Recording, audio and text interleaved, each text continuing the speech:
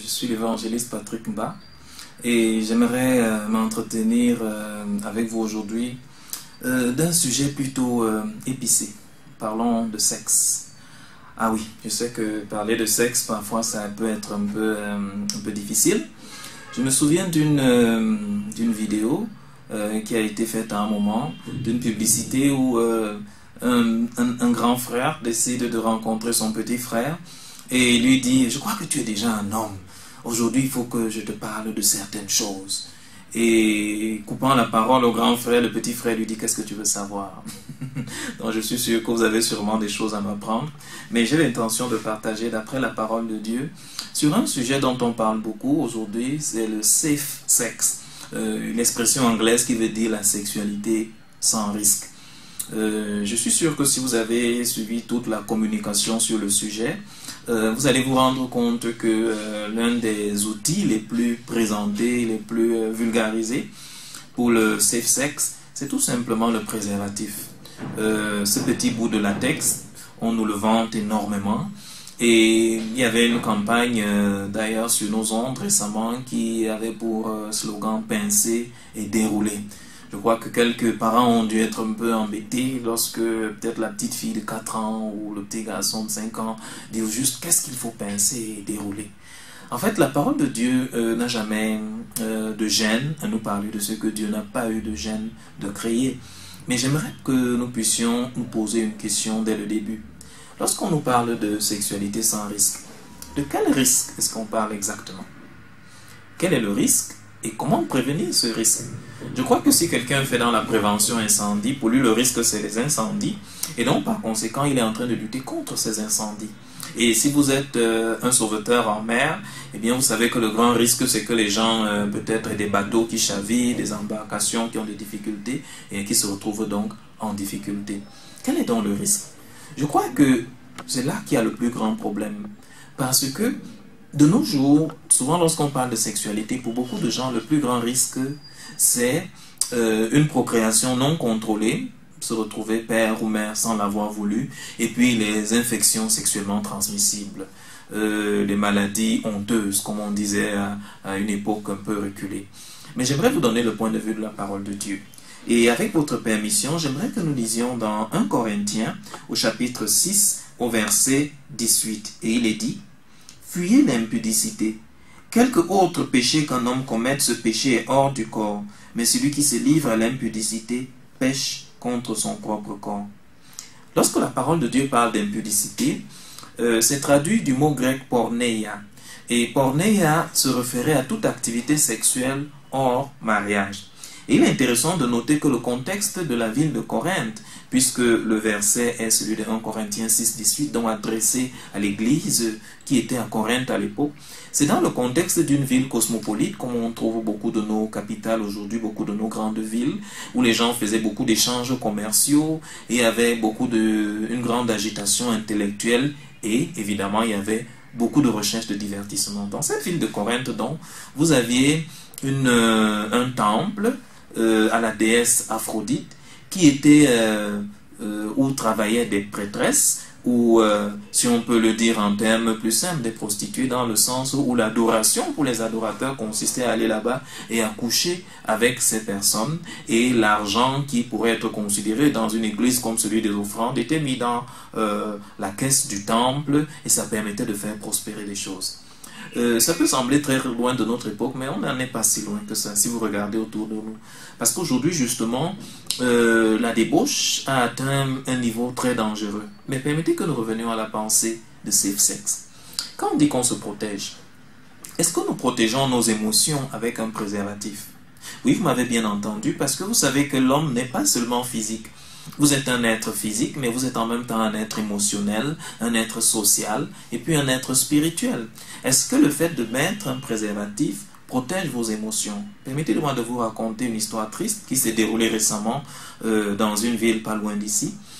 Une jeune dame est allée rencontrer son amant, et malheureusement, cette jeune lycéenne l'a trouvé, lui qui était étudiant, avec une autre fille, dans une posture que je vous laisse imaginer.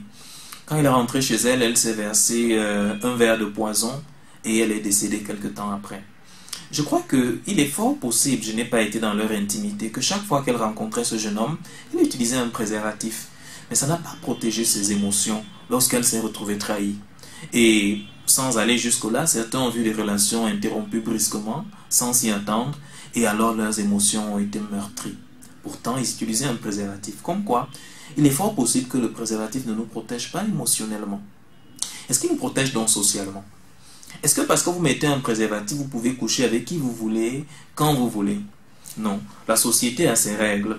Et selon ces règles-là, il y a une catégorie de personnes avec lesquelles vous n'êtes pas censé coucher. Quoi que nous disent les partisans de la liberté à tout prix et à tous les prix, je crois qu'il y a toujours une catégorie de personnes, soit à cause des liens de parenté, soit parce que cette personne est mariée à quelqu'un d'autre, etc., etc. Et quel privilège, quel plaisir y a-t-il le jour de son mariage d'avoir la réputation d'être celui ou celle qui a traîné, si vous permettez l'expression, dans tous les lits. Aucun préservatif ne saurait protéger votre réputation. Et j'aimerais bien que vous imaginiez cette scène. Un monsieur rentre chez lui et trouve sa femme au lit avec un autre homme. Et ce dernier, en se levant, lui dit poliment, cher ami, ne vous en faites pas, j'ai utilisé un préservatif. Moi, je fais toujours très attention à ces choses-là.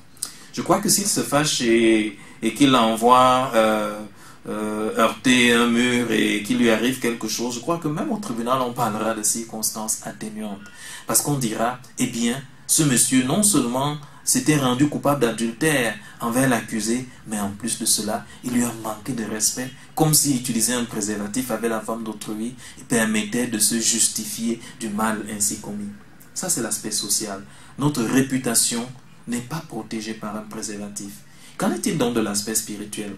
Là, je reviens à la parole de Dieu. La Bible estime que quand nous nous unissons à quelqu'un, nous devenons un avec cette personne. C'est-à-dire que nous partageons tout notre être.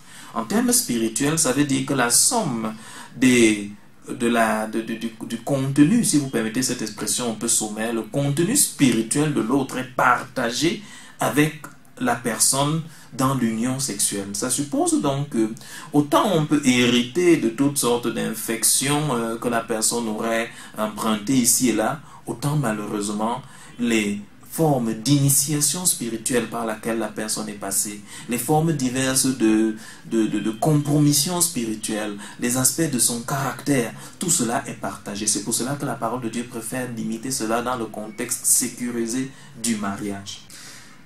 Pour terminer, j'aimerais que nous lisions dans l'épître de Paul aux Romains. Il leur dit ceci, chapitre 1, verset 18. La colère de Dieu se révèle du ciel contre toute impiété et toute injustice des hommes qui retiennent injustement la vérité captive. Car ce qu'on peut connaître de Dieu est manifeste pour eux, Dieu le leur ayant fait connaître. En effet, les perfections invisibles de Dieu, sa puissance éternelle et sa divinité se voient comme à l'œil depuis la création du monde quand on les considère dans ses ouvrages. Ils sont donc inexcusables.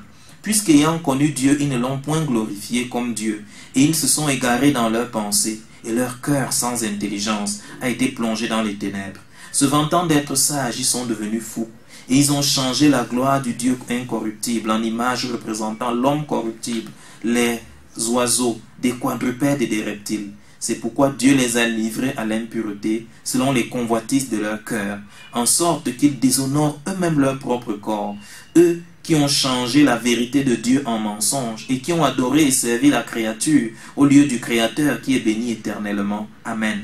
C'est pourquoi Dieu les a livrés à des passions infâmes, car leurs femmes ont changé l'usage naturel en celui qui est contre nature. Et de même, les hommes abandonnant l'usage naturel de la femme se sont enflammés dans leurs désirs, les uns pour les autres, commettant homme avec homme des choses infâmes et recevant en eux-mêmes le salaire que méritait leur égarement. Ce passage est clair. Les déviations les plus extrêmes en matière de sexualité viennent à partir du moment où on refuse de reconnaître que ce corps et notre sexualité sont des dons de Dieu. Et que nous ne pouvons pas nous protéger des conséquences du mauvais usage de ces dons simplement avec un bout de plastique.